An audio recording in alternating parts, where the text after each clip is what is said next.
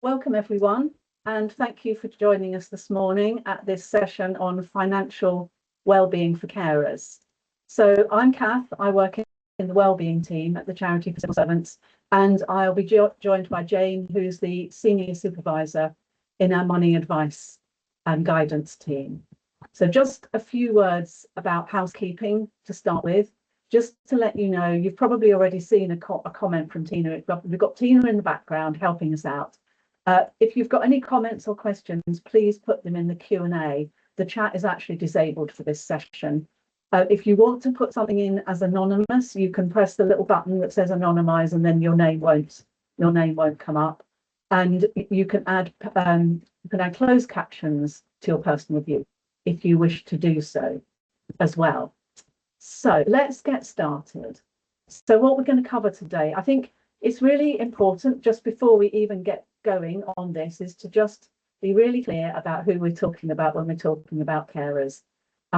So we're talking about anybody who is looking after somebody who is disabled, ill, frail, who has a mental health condition or an addiction, and who couldn't manage without your help. You might just see yourself as a mum or a brother or a neighbour or a friend. And of course, you are all of those things.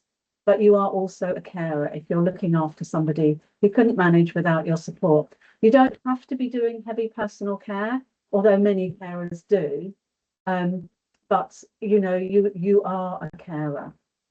So I think that that's really important. And I imagine this morning on today's call, we've probably got lots of carers who identify and understand the term. Hopefully, we've also got some carers allies and maybe some managers who want to know about how best to support their carer colleagues. So what we're going to talk about today is I'm going to talk to you a little bit about why carers might struggle financially. I'm then going to hand over to Jane for all the kind of the more in detail part of this presentation. She'll talk about things like budgeting, debt advice, benefits, other support and financial support for carers. And then she'll hand back to me at the end, and I'll be talking to you about some support that is available to you from the charity. So let's get going. Obviously, these slides do paint a fairly grim picture, it's fair to say, but I think it's really important to acknowledge these things. So all these figures on this slide come from the most recent Carers UK State of Caring report. So there was a survey sent out towards the end of 2025, and the response there were in the region of 10,500 responses, 93% of whom were current carers and 7% were former carers. And of these, a shocking 49% of carers had cut back on essentials. We're not talking about holidays there, we're talking about things like food or heating. 62% were regularly spending their own money on caring costs. And of those, you can see on this slide, 15% of that 62% was spending more than £250 a month. It's a lot of money. But look at these other figures, 60% had felt anxious or stressed when thinking about finances. 32% had debt due to caring costs. That was, things like credit cards. That was definitely an increase from last year. 51% were worried about managing in the future. These may be things that are very familiar to you if you're a carer watching this session. But I think it's a good wake-up call to all of us. I wanted to put in a slide about carers and employment as well, because we are in a work context.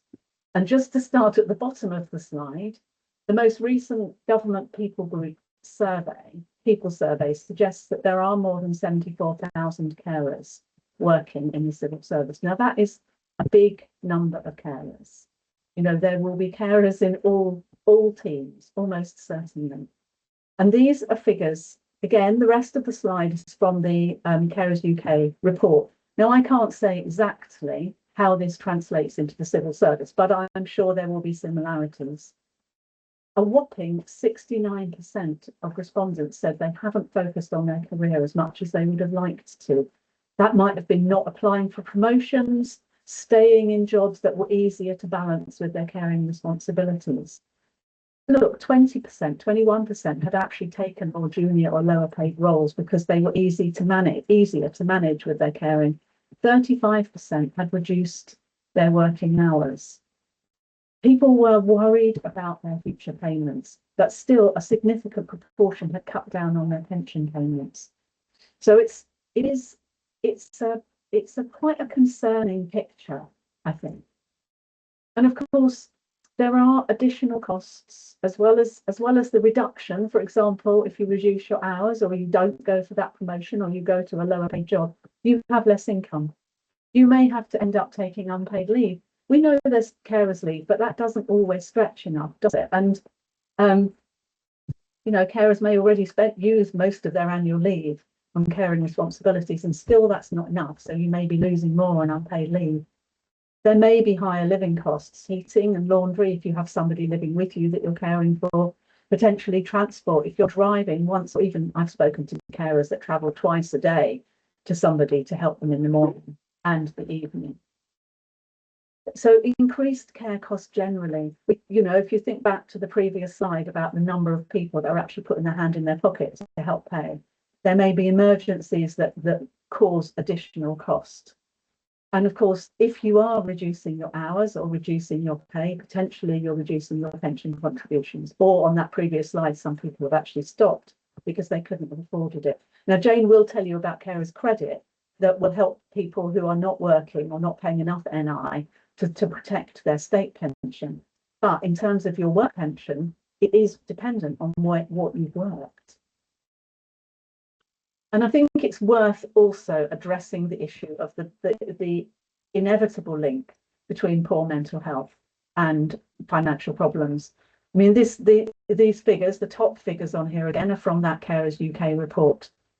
35% of carers said their mental health is very bad. They're not saying, oh, it's bad from time to time. They're saying my mental health is very bad. That's a third of carers are saying that.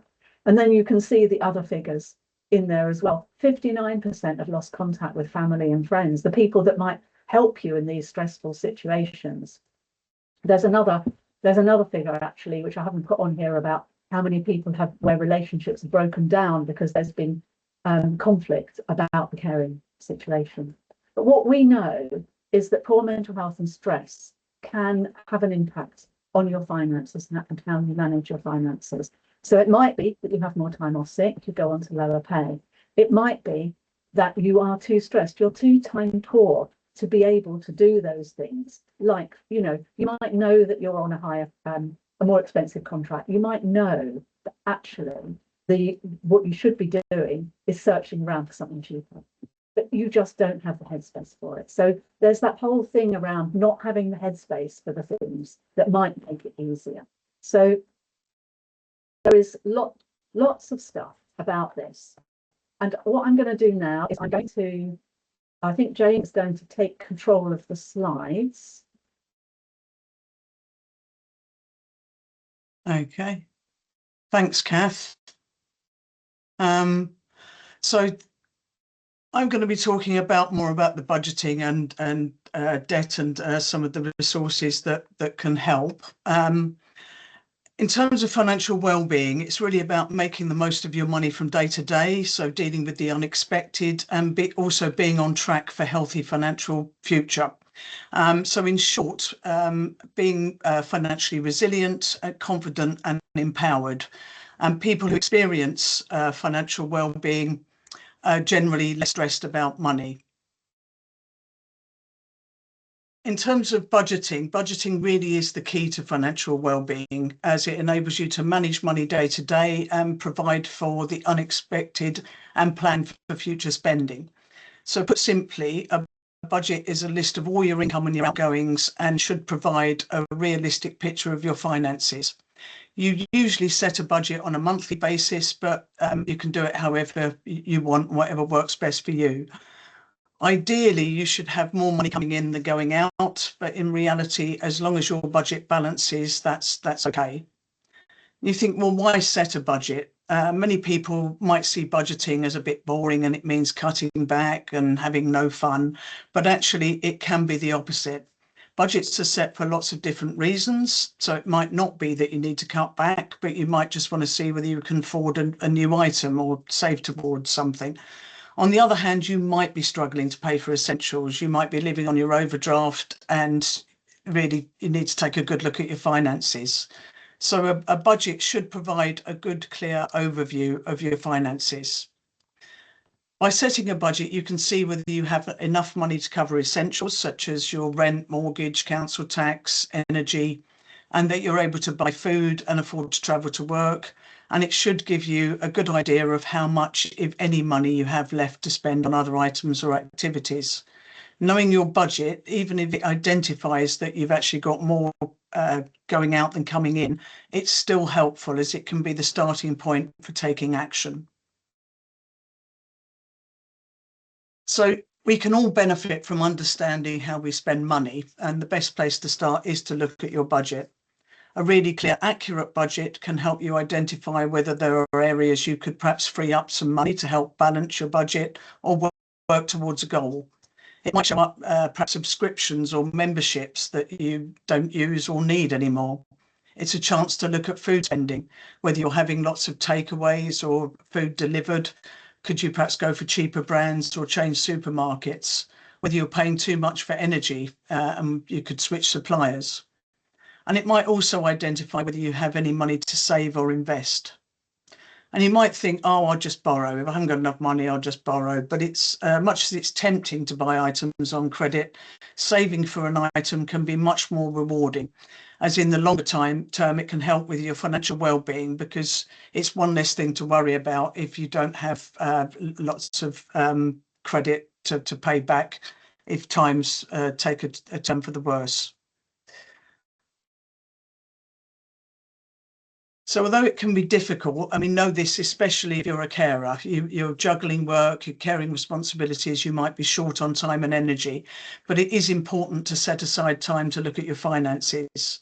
Knowing that you're living within means can help reduce stress, and it's far better for your well-being to identify potential financial problems early and address them rather than let them become overwhelming. It's important that your budget is clear and accurate. Before you start, it's best to gather together your bank statements, pay slips, bills, and check information on banking apps. Try not to estimate. Try to make your budget as accurate as you can. So check figures against paperwork. List income from all sources, so that includes any pensions, benefits.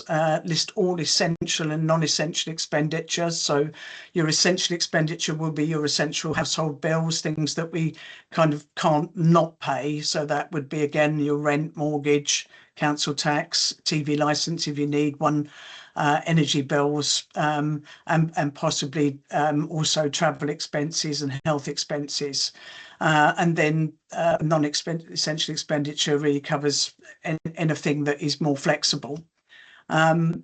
So make a list of all those expenses, and also don't forget irregular expenses. So there are certain things that we might not pay for every month, but perhaps come up annually, things like MOT or car service. Haircuts also allow for clothing and things like toiletries. It's kind of the things that we might forget about, but it's important that we still include them in a budget. And also making sure that you allow for optician, dental costs, school uniforms, school trips, etc. So it's really trying to think holistically about what you spend money on. If you're not sure how much you spend, say, on something like food, you could try and keep a spending diary or kind of keep receipts of food expenditure and try and get a good picture of how much you're actually spending.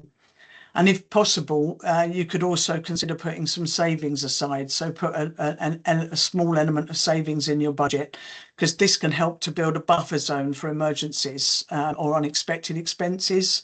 And even small amounts can help. It just means you're less likely to have to rely on borrowing and credit if something unexpected happens. Money Helper, which is part of the Money Advice and Pension Service, have got a really useful budget planner that's available on their website, and you can also access that using the QR code that's on screen. So once you've set a budget, it's also important to keep on track, and this can be, again, especially difficult if you're short on time and energy. But there are things you can do to make it easier. You can use things such as jam jar accounts, which are based on the old, years ago, people might have had jam jars where they would put cash in different jars for different areas of expenditure. So they'd put the rent money in there, the rates money in another one. And it's really based on the same principle. So you'll have a main account, and off that account you might have 2 or 3 other accounts. One might be for household expenditure. One could be for your food shopping. So if your budget has told you what you need in those accounts, so you've worked out how much you need to cover your essential expenditure, you would then deposit money into your household expenditure account, set up the direct debits to go out, hopefully when the money's in there or just after you've got paid. And because you've separated those payments out, it means you're much less likely to not miss those payments or run out of funds in your main account to cover them. So in particular, say for household bills, you can set up direct debits for your rent, council tax, energy, TV licence, water, etc. You then put that amount of money in that account, so you know that whatever happens, those payments will be met. The worry about keeping everything in one single account is if you lose track of what's gone out, it's possible those essential payments might bounce because of lack of funds. So this way it just again tries to relieve stress, because you know that your most important payments can be met or are more likely to be met. And again, you can do that with your food shopping, the same if you've got leisure activities, etc. If you know that your housekeeping budget, you can split it either weekly, fortnightly, monthly, depending on how you do your shopping, and try to stick to the budget. So if you have a takeaway or you get a meal delivered, one evening, then perhaps try and mitigate that by reducing food costs elsewhere so that you still remain on budget. If you bank online, some banking apps will also help you track payments and spending, and many will show what pending transactions are due to go out or upcoming payments, so that you can get a real live view of what's available rather than just your balance. And they also enable you to manage your account 24/7, which is useful if your only free time might be late at night or early morning. Budgeting apps such as Snoop, Emma and Plum can also be a good way of tracking your budget and finances. But these will often require that you give permission for open banking, where the app will have live access to all your accounts, and you might not feel comfortable with that. And also often for full functionality, some will charge a fee. It is important to review your budget regularly just to check that you're on track and everything is okay. And we would normally recommend a review at least every 6 months, particularly in April, because in April quite often benefits and salary will increase with inflation, and so will your household bills. So that's always a good time to have a good look and get your new budget set up. If you're short on time and energy, you might also just pick up shopping when you can or grab a takeaway. And whilst this is sometimes unavoidable, it can start to add up. So planning for food shopping is also quite a good key part of budgeting. So trying to plan meals as much as possible, check what's in the cupboards and make sure you've made a list of what's needed before you go shopping. Try to avoid shopping when you're tired or hungry, because that can often lead to overspending. Making use of supermarket reward cards, as these often don't just save you money, but some will also provide cash vouchers every few months to help put towards your shopping as well. Try to plan healthy, quick meals for those days when you might not fancy cooking, and cooking batches and freeze so that you've got meals readily available, and that can sometimes cut down on takeaways, because essentially if you're tired, sometimes it's I'm too tired to cook. But if you've already got something that you've made that's easy to warm up, that kind of reduces the cost of food. And include healthy portable snacks, and perhaps if you do go into the offices, take lunches in rather than buy lunches, and they're all ways of saving money. Vital Nutrition delivered a series of webinars for our Carers Week in 2025, and that included Eat Well for Less and Healthy Fast Food for Hectic Days. So, and they are available on the webinar section of our website, and would certainly be worth a look. And even if your budget balances, it's worth looking at ways of reducing costs just to save money. So check whether you're eligible for any social tariffs. So these could be for water or broadband, perhaps for mobile as well. and use comparison sites to find the best deals on energy, insurance, mobiles and broadband, and switch if you can, or you're out of contract.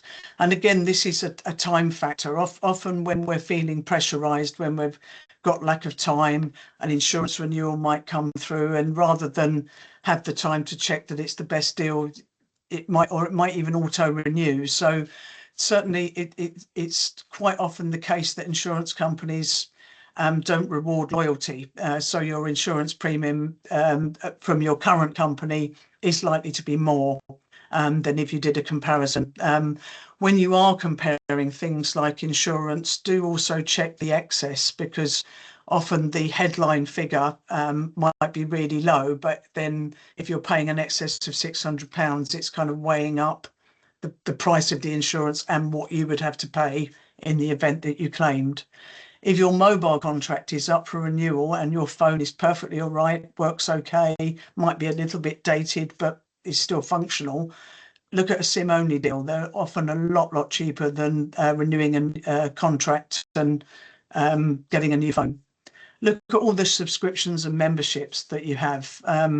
Quite often we're signed up to lots of streaming services. Realistically, look at which ones you use the most. Could you cut back on those to save money?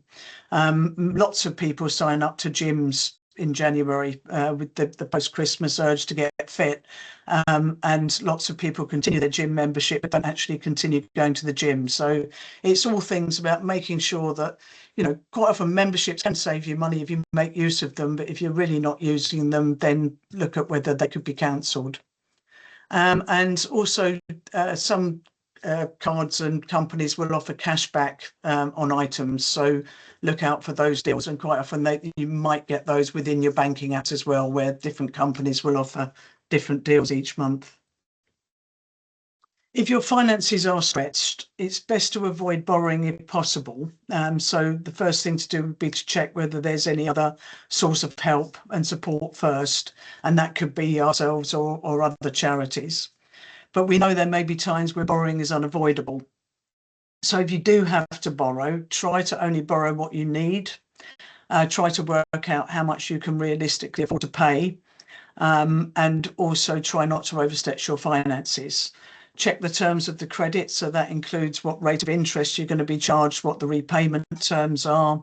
And it's certainly worth shopping around as interest and the terms of the credit will vary. Credit unions can offer preferential rates to their members. You usually have to have some savings before you can apply for a loan, but they also offer introductory loans to new members.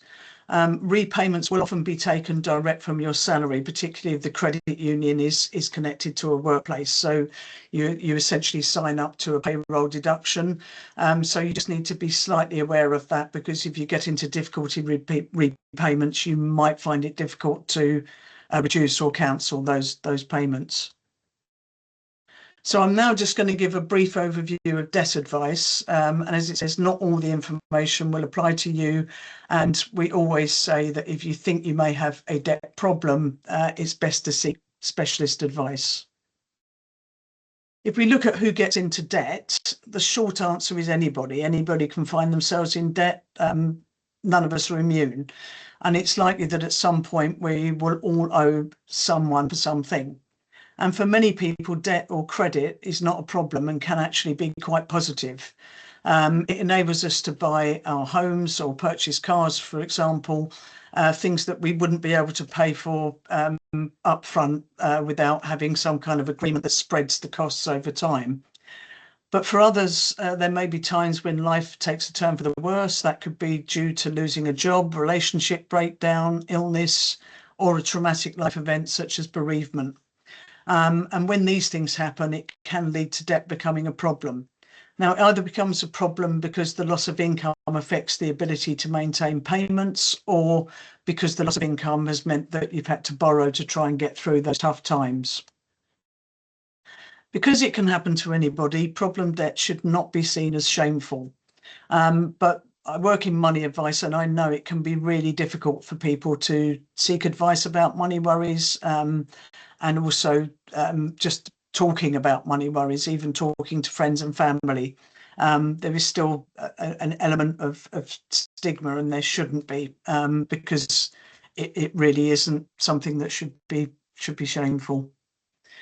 If we look at the types of debt, we divide debt generally into two categories, so priority and non-priority. Priority is the most important because the seriousness of non-payment, or serious consequences of non-payment. So debt is of priority if non-payment could result in the loss of your home, or the loss of liberty, or the disconnection of essential service. And these include things like rent or mortgage arrears, council tax, energy arrears, or even an unpaid magistrates court fine. So if you owe any of these debts, you need to be dealing with those first. By contrast, non-payment of what we call a non-priority debt, so that would be something like a consumer debt, perhaps a personal loan, credit card, overdraft or catalogue debt, doesn't usually result in the loss of anything. So that's why we would deem them as less of a priority. And the trouble is that often those companies will shout louder because they know that their powers are less. So just because a credit card company is shouting loudly at you, they are not more of a priority than your rent, your mortgage, etc. There is also a third category of debt, which we call a square peg debt, because they don't neatly fit into either of the other two categories. And this would include something like an overpayment of benefit. And the reason for that is because the DWP now have the power where they can deduct money directly from your wages without the need for a court order. So if, say, you've got an overpayment of benefit, you've gone into work, and there's still an outstanding overpayment that's got no agreement on it, they could just make an application to deduct direct from your wages, whereas any other what we call non-priority creditor would have to have obtained a court order before they could do that. So when we categorise debts, we take account of the creditor's powers to enforce. Essentially, the more powers, the greater the priority. So, for instance, a mortgage lender can take court action, which may eventually lead to repossessing your home. If council tax is owed, the council can obtain a liability order, and then that gives them powers to further enforce the debt. So that could include using enforcement agents, or what were previously called bailiffs, or applying for an attachment of earnings order, which again would directly deduct money from your wages. And they're at set percentages. So if an attachment of earnings order is in force, it is based on a percentage of your earnings, depending on the level of earnings. Ultimately, an unpaid magistrates court fine or unpaid council tax in England can lead to imprisonment.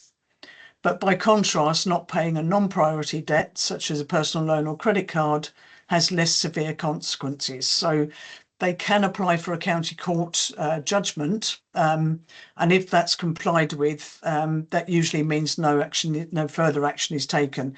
And in Scotland, that would be a decree rather than a county court judgment. But if you're a homeowner, once a county court judgment has been obtained, the creditor can then apply for what's called a charging order, and that would effectively secure the debt against your property. So there is a way a creditor can turn what we would call a non-priority debt into a priority debt. County court judgments and decrees are registered and do affect your credit rating. Also, if you owe more than £5,000 to a single creditor, they can petition or to make you bankrupt. So there are some instances where a non-priority debt could have more severe enforcement action, but on the whole, they don't. The charity has its own money advice and guidance service. So we offer free, impartial, independent money advice, and the aim is to help you bring unmanageable debt under control. We've got a team of experienced and qualified advisors. We're all members of the Institute of Money Advisors, and we're regulated by the Financial Conduct Authority. So because we're based in all regions, so we've got advisors based in Northern Ireland and Scotland, we are able to provide country-specific debt advice because legislation for debt differs just slightly between the devolved nations. Whether you just need help with setting up a budget or you're struggling with multiple debts, we can help. So we can advise on dealing with priority debts. That includes advice on court action, as well as budgeting and managing money, and also advice on setting up informal reduced payment plans. And we also advise on legal options for dealing with debts. So that could be debt relief orders, individual voluntary arrangements, bankruptcy, or in Scotland, trust deeds or debt arrangement schemes. So they are legal kind of forms of insolvency that can be used to deal with debt. You will find a lot more information on both debt solutions and about our money advice service on the website. And there's a link to the website on money advice section through the QR code on screen. So if we now look at benefits and other support. So if you're on a low income, you might be entitled to universal credit. So it's certainly worth checking. And that includes the carer premium, which can also be paid if you're a carer caring for somebody over 35 hours a week. Universal credit can help with not just income replacement, but also housing costs and childcare costs. It's means tested, so eligibility will depend on income and savings of yourself and partners, members of the household. You don't have to be in receipt of carer's allowance or carer's support payment to be eligible for carer premium, but you must have underlying entitlement, and you can't get the carer's premium if you're in receipt of the limited capability for work activity element of universal credit. There's also carer's allowance and in Scotland carer's support payments. So these are benefits paid to carers who provide at least 35 hours of unpaid care a week to somebody who is in receipt of a qualifying benefit. So that would essentially be daily living, personal independence payment, attendance allowance, or middle or high rate care component of disability living allowance. There is a weekly earnings limit of £204. That's after deductions. And in Scotland, if you qualify for the carers support payment, you also get an additional carers supplement of £11.40 a week. Entitlement to these benefits may affect entitlement to other benefits. So in other words, it does get counted as part of the means testing. Carers credit, as Kath mentioned earlier, is a national insurance credit which can help fill gaps in your national insurance record. So it's which is important for your entitlement to state pension. So in order to be entitled to the full state pension, I think it's 35 years of full contributions. Now, obviously, if you've had to take time out because you're caring, that might lead to gaps in national insurance. So it's certainly worth checking whether you're entitled to carers credit to fill the national insurance gap. In order to be eligible, you need to be caring for at least 20 hours a week, and the person you're caring for again needs to be in receipt of specific benefits similar to carers allowance. So it's attendance allowance, personal independence payment, disability living allowance. And you may still be eligible for this even if you're not entitled to carers allowance or carer support payment. It's also worth checking whether the person you're caring for is entitled to any additional benefits, particularly the non-means tested disability benefits such as personal independence payment, disability living allowance, attendance allowance, and in Scotland, adult or pension age or child disability payment. These benefits can help to cover essential additional costs such as increased costs of travel, care costs, assistive technology. So it's always worth checking that. And if you're on a low income, you might also be entitled to some help with council tax liability. There's a benefit called council tax reduction, and that can reduce your council tax liability. Again, this is means tested, so it does depend on income and savings. Working out entitlement to benefits can be quite complex and difficult, and we would advise that you can access our entitled to benefit calculator from the website. You would need to input details of your income and your household, but you don't need to put personal information. So it won't retain any of your personal details. It would just, based on your income and situation, would tell you what benefits, if any, you might be entitled to.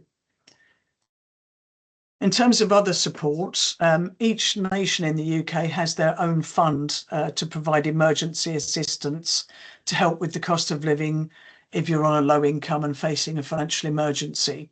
So in England, this is the Crisis and Resilience Fund, and that's administered by local councils, and it provides short-term emergency financial assistance. There's the Scottish Welfare Fund, which is again a discretionary scheme which is administered by local councils, and that provides non-repayable grants to vulnerable individuals.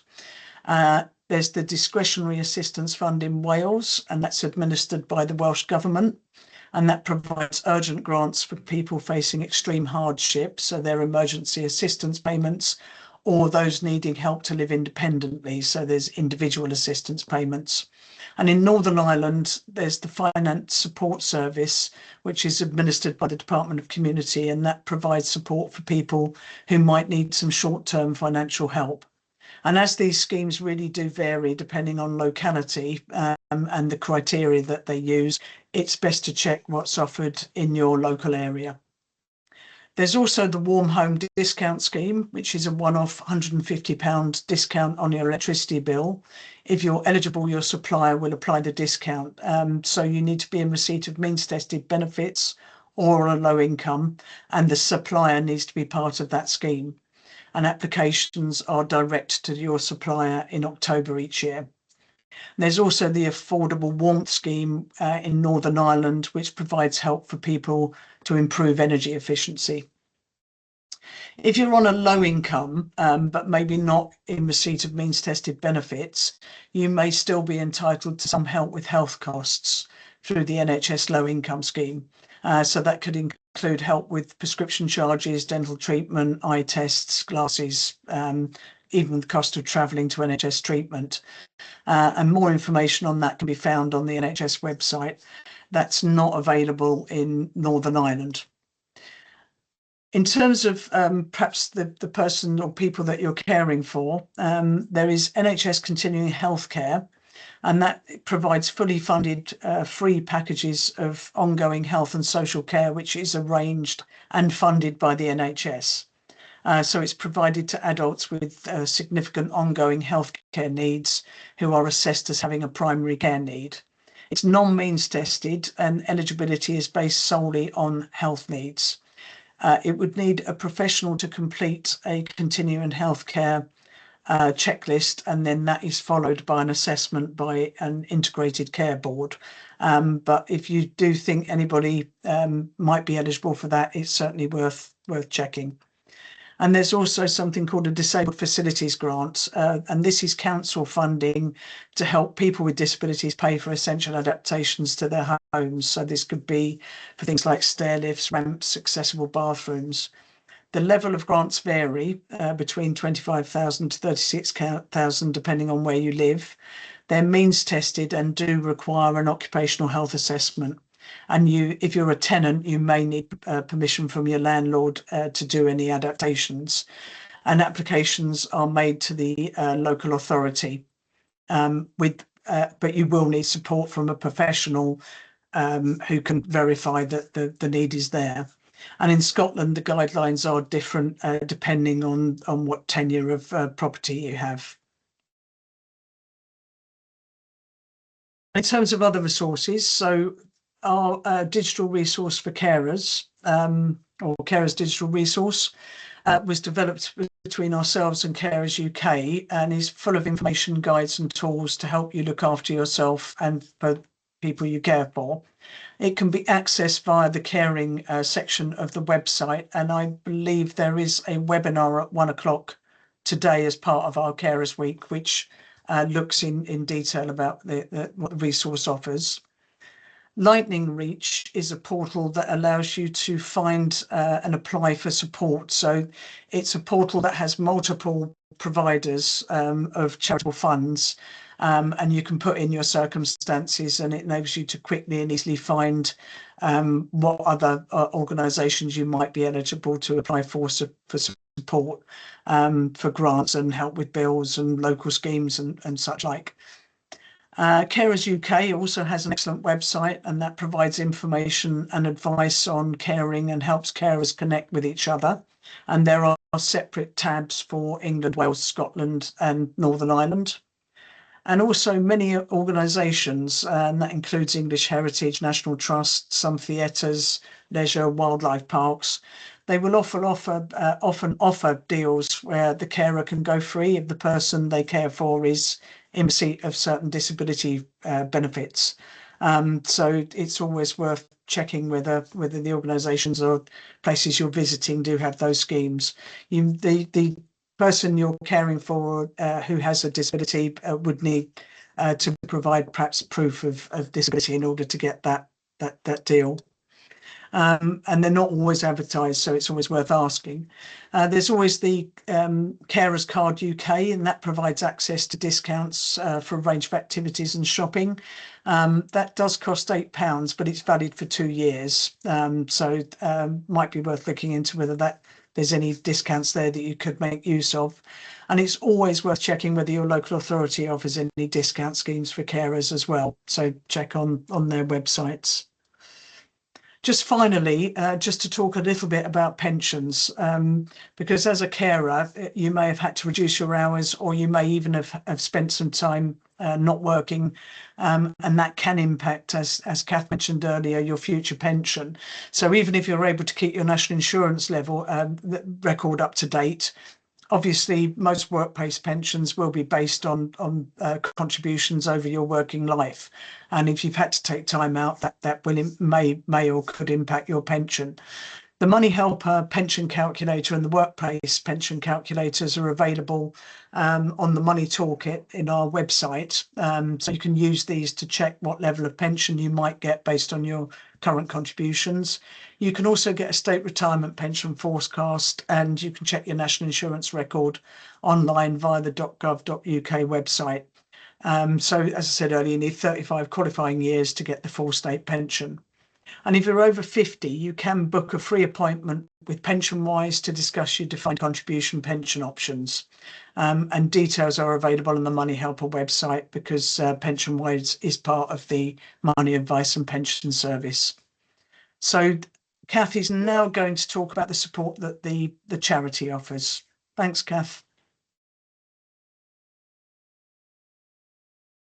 Thanks, Jane. Let's see if I'm moving my slides through. Okay, hopefully you can see that. Yeah, so I mean, Yes. thank you, Jane. So much to think about, and it's I've just seen a question in the Q&A about, can we get a copy of the slides? What there will be is the presentation will be available on the website, probably not until next week, I think, because we're doing a lot of presentations this week, so I think we'll put them up all together. If you want a copy of the slides, a PDF of the slides may be available. If you contact Tina, maybe if you could put my email address in the chat for that would be helpful. So anyway, let me move on to talk about financial assistance from the charity. So I mean, there's lots of things that Jane's been talking about, but I think it's really important to think about the charity and what we can do for you as well. And remember, we are your charity for life. You're a civil servant now, so we will always be your charity, whether you leave the civil service next year, next month, whenever you will leave at some point, we will still be your charity. And incidentally, if anyone else in your life, including somebody that you're caring for, has been a civil servant, they can also apply in their own right. So we do provide a financial assistance. We have a cut-off in terms of, if you have household savings of more than £6,000, we're not able to assist. That's quite clear cut. But generally, we don't get loads of people applying who do have higher savings than that anyway. We can help with a whole range of things. I mean, we can help with funeral costs. I mean, sadly, sometimes caring roles come to an end because the person has died. We can help with funeral costs if you're the next of kin, so you are the person that's responsible for paying. If there's evidence that there's no money in the estates to pay for the funeral, and if we know that you've applied, for example, to the DWP to check your entitlement to anything else. But we do certainly help with funeral costs. Lots of other things, like has been mentioned, your white goods may get heavier use if you're living with somebody that you're caring for, or even if you're bringing somebody's washing home and doing it for you. So, you know, we can help with white goods. We can also help with things like central heating boilers. So obviously it's never great if your hot water and your central heating stop working, but if you're caring for somebody who's vulnerable in your own home and that happens, that could be really very difficult. So those, you know, we can assist with that as well. We can sometimes assist with household bills, but I suppose the proviso with all these things is we don't assist on an ongoing basis. Our assistance is one-off. And quite often with household bills, it's alongside chatting to somebody in the team that Jane works for to see how you can make the situation more sustainable.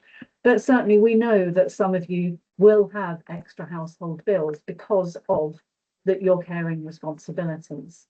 We sometimes help with food vouchers if somebody is, you know, is really struggling to put food on the table. And remember back, I think it was 49% of carers in that survey were cutting down on essentials. And then, I mean, this is not a full kind of the kind of list where if it's not on the list, you couldn't apply.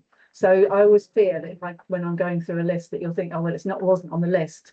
But, you know, these are just some examples and specific things related to caring. So if you're having additional costs, I mean, for example, if the person that you care for goes into hospital and for a time there's a lot of toing and froing to the hospital, extra parking charges, for example, we may be able to assist with that. But you will have all been through it yourself, what additional costs you've had. Also, if you have a carers assessment with the local authority and they identify what your needs are, if they can't actually meet all those needs, we may be able to assist with funding for them instead. So, you know, if you've had a carers assessment, have a look at that report, see if there are unmet needs identified. But also, if you feel that you have those needs, push the local authority for a carers assessment, even if they say they can't fund anything, because we might be able to assist. So that's kind of a quick summary of some financial assistance that we can provide. I'm conscious of the time, but I'm just going to whiz through this and then we'll have hopefully 10 minutes for questions. There's also support for caring and wellbeing, and the QR code on this slide takes you to those pages on the website. So we have the team that I work in, we do wellbeing conversations where we talk about how you are, what's going on for you, what you think might be helpful, and then we look at how we can signpost you or refer you. Some of the other things that are available, Jane's talked about the Carers Digital Resource, which is fantastic. Subject to a financial application, we may be able to fund relationship counselling. Gosh, we know that that caring can put a real strain on relationships, either with the person you're caring for or with other family and family members. If you're caring for somebody with dementia, or if you're concerned about that for yourself even, there is almost like a sub-site within our website about dementia, and one of the offerings there is you can book a free consultation with a qualified dementia nurse. So that's a great offering. We have neurodiversity support. If you come through a wellbeing conversation, we may be able to set you up with a membership of our partner organisation, Autism and ADHD, and subject to financial assistance, they may also be able to provide like some one-to-one support. And then we have two apps that are available. Grief Works. I mean, we kind of know that grief is often a very kind of present thing for carers, like potentially anticipating the death of somebody, or you may be caring for a parent because your other parent died, or you may be grieving for the loss of the fact that the person you're caring for is no longer the person that they were, or you may end your caring due to a bereavement as well. But the Grief Works is on our website, and it's a great app, and it's for people who have been bereaved recently or in the long distance past and still affected. Thrive is another app. It's got lots of in-app content geared at helping you to maintain your mental health and well-being, but also if you use the chat function, you can request some talking therapy. So it's lots of options there. I'm going to move on very quickly now to say we are asking for feedback. I think that Tina has shared in the chat the link, or you can scan the QR code on this slide. It's really important to us that these sessions this week work for our civil service community, and the only way we'll know that is if we hear from you. So if you have time after this session to just take a few minutes to complete it, I've just seen that. Thanks, Tina. That would be really helpful. So we're going to move on to questions now. So thank you so much for being here today. I'm going to attempt to stop sharing, and Jane's going to join onto the screen as well. Hi, Jane. Hi, Kath. Yes, fine, thank you. I'm just going to scroll back down through the questions. There were quite a few questions about carers leave, which I've already put a comment back into the chat about, which is that the entitlement for carers leave, I mean, it's I suppose it's better than nothing. It's since the Carers Leave Act of 2023, which came into force in April 2024, you're entitled to up to 5 days or less than that if you're a part-time worker, the full-time equivalent. The entitlement is to unpaid carers leave, and there are some specific things around how much notice needs to be provided unless it's an emergency. I put a link. Several people had actually commented and put links into the government guidance about it and one of the department's guidance. I put, excuse me, a link into. Excuse me. You're right.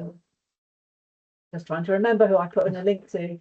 ACAS. I put a link into the ACAS information about it, which says that employers can choose whether to pay you or not to pay you for it. So let's have a look at what other questions we've got. Also, I don't know whether you're interested in this one or whether you, I mean, when the person you care for lives with you, how can you prove that you provide at least 35 hours of care? I think my understanding is when you make an application for carers allowance, it's a form, and you essentially explain your caring responsibilities, and they will work out whether that equates to 35 hours a week. So if you're helping somebody to get up in the morning, provide the caring at lunchtime, doing some more in the evening, there will be questions on the form which I assume they would then work out, yes, you do 35 hours a week.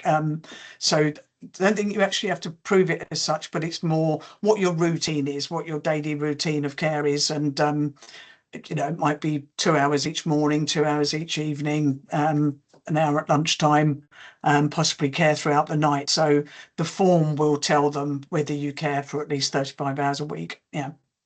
And I guess part of that, Jane, isn't it? It's about when you fill in these forms to really take the time to fill them in quite a lot of detail. So don't assume that if you say that you do this and this, that they will know what that means or how long it takes or what the detail is. So I think with all these things, the guidance would always be spend the time to spell it out to them in more detail than you think they ought to need.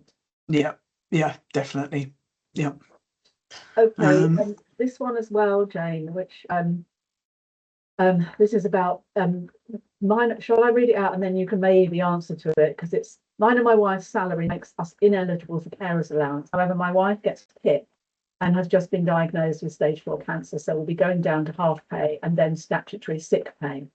What other benefits might be worth looking at, as we won't be able to cover all bills when we go on to reduced wages? Again, it's often very, very difficult because there aren't many benefits that are non-means tested. So even if one partner's salary is reduced, if somebody else is still working full time, there might not be entitlement. I would advise your starting point would be to go on the entitled to benefit checker and input what your situation is.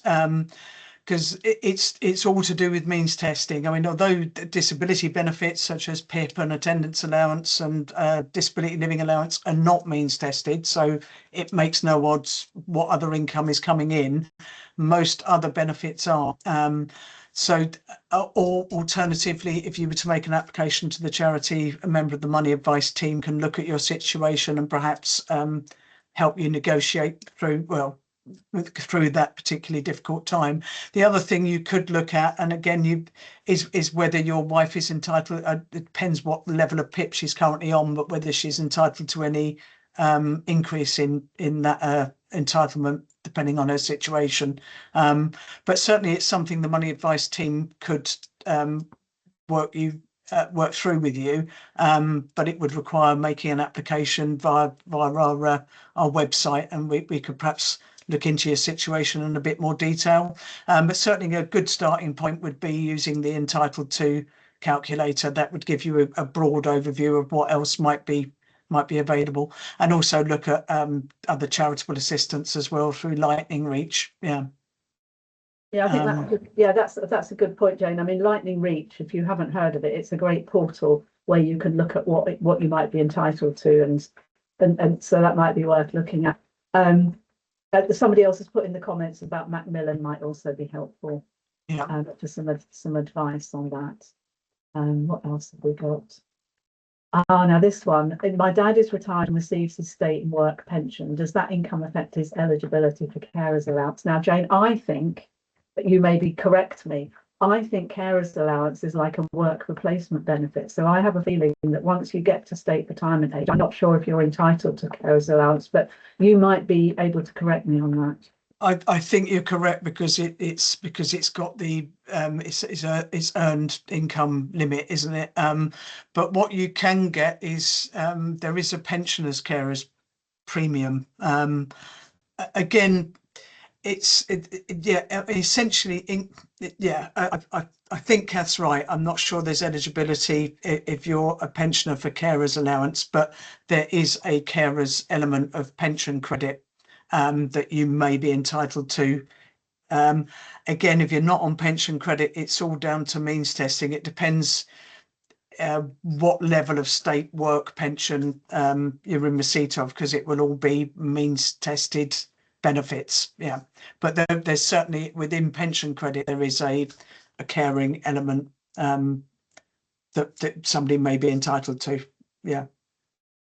There's a question here about continuing healthcare funding, Jane. I mean, I don't know how much detail we have about this. It's about whether if someone moves from one local authority area to another, because it's a health funding, isn't it? Continuing healthcare rather than a local authority. So I guess it would be about if you move from one health area to another, but you may know more about it than I do.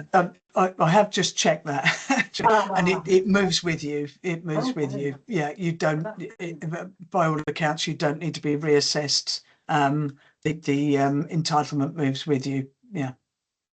No, there's another question here about, do National Highways staff have access to the charity? Again, I'd probably have to check that with our team. Yeah. Okay, we will need to check that. It's not really our specialism. However, we've got Antonia, we know that you've asked the question. So hopefully we will be able to get back to you about that. If you want to, I just don't know if you can message us privately about, just to give us your email address so we can get back to you. But we will try to, we will get back to you about that one. Oh, here we are. Lisa says, National Highways do have access. So right, Antonia. Thanks, Lisa. That's really helpful. Let's have a look at what else we've got. We've just got 2 minutes left. Somebody saying that they need legal help and they can't get legal aid. Okay. I mean, what I would suggest, I'm really sorry to hear what difficult situation you're in. I would suggest that, I mean, it might be worth signing up for Law Express, but it does depend what the circumstances are. If it's anything to do with losing your home, for example, that's something that Money Advice team would be able to definitely on an emergency basis.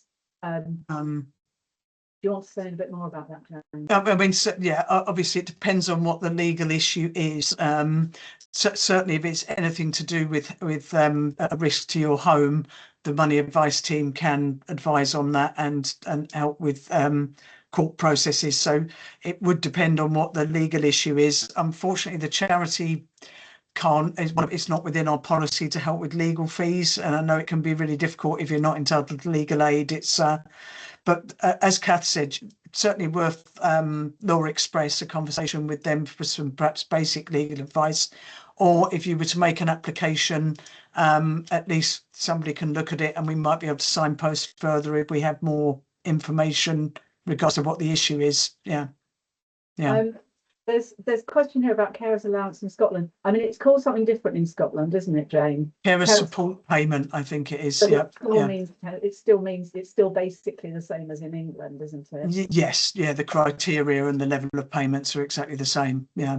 There's a question here about using annual leave for looking after your mum. Somebody's put in here. I mean, they've asked, could they use it? I mean, I can't see any reason why not. No. I mean, I would suggest that you discuss it with your line manager, but I can't see why not at all. And is it possible to be a carer temporarily? Yes. You know, I mean, there is a big number of, I mean, at the moment they assess that there are 5.8 million carers in the UK, and it's several 100,000 carers that's become carers during the year and also stop being carers. So it can be very much a fluid thing. We are coming towards the end now. There's just a quick question, Jane, it might need to be a yes or no about carers credit being backdated. Again, my understanding is that there is an element of backdating, but I think it's only to the start of the previous tax year. So that, yes, they will consider some backdating, but it won't be, it can't be, it's not fully retrospective, but they will allow some backdating if there was entitlement prior to you actually making a claim. Yeah. Oh, we've got, I think, all the questions, and it's 12:31. Yeah. Is there anything else that you wanted to pick up, Jane? No, I think we've covered everything. I think that's come in. Yeah. Okay. Well, look, lovely to be with you this morning. Thanks so much for joining. Hopefully you're going to be able to join in some more of our sessions this week. We've got a great programme ahead of us. So thanks very much. Thank you. Yeah.